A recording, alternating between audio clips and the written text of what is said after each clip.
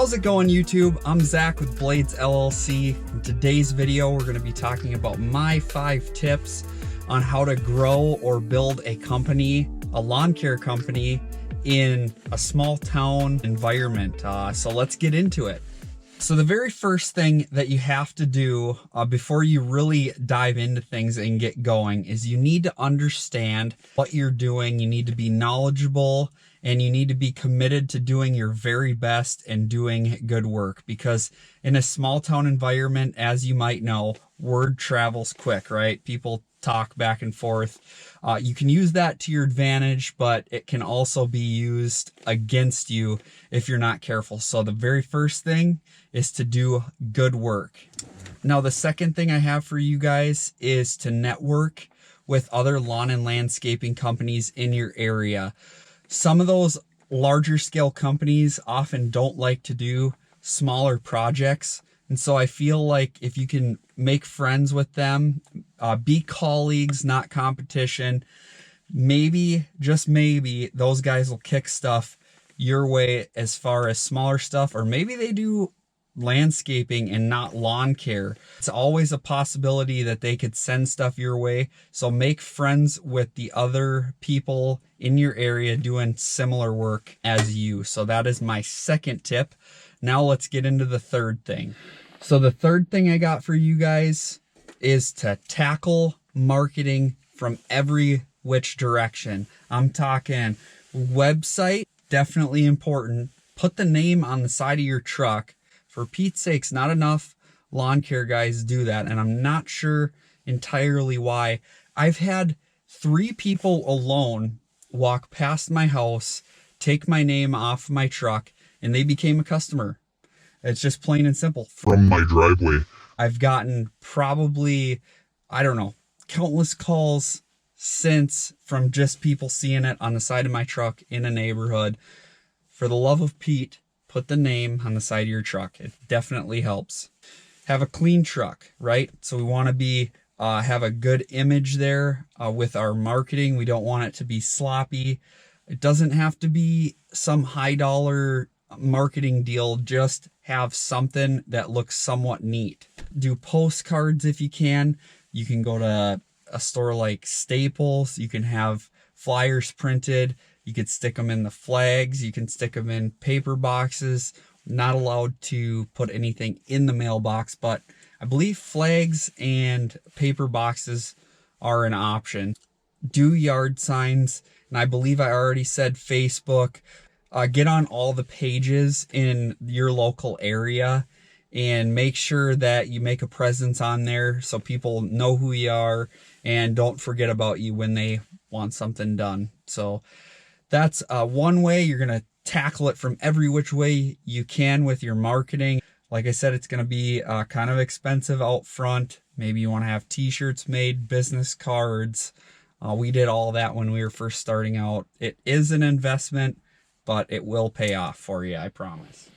All right, so the fourth thing that I wanted to mention was make the most of every customer once you actually get the customer. So if you get them for mowing, be sure that you're looking around their property, checking out, did the bushes need to be trimmed? Does the mulch need to be updated? Little things like that. Upsell, upsell, upsell. It's not all about the quantity of customer. It's about making the most of each one. Now, maybe you're in an area where you got to go about this the right way, but maybe you want to add fertilizing on even right away. And do that, offer that as a service, because people are going to go for convenience, especially if you can offer the full meal deal for them. They'll often go with you, stick with you, and they're willing to support you. That's really how we've made a lot out of a little here at Blades.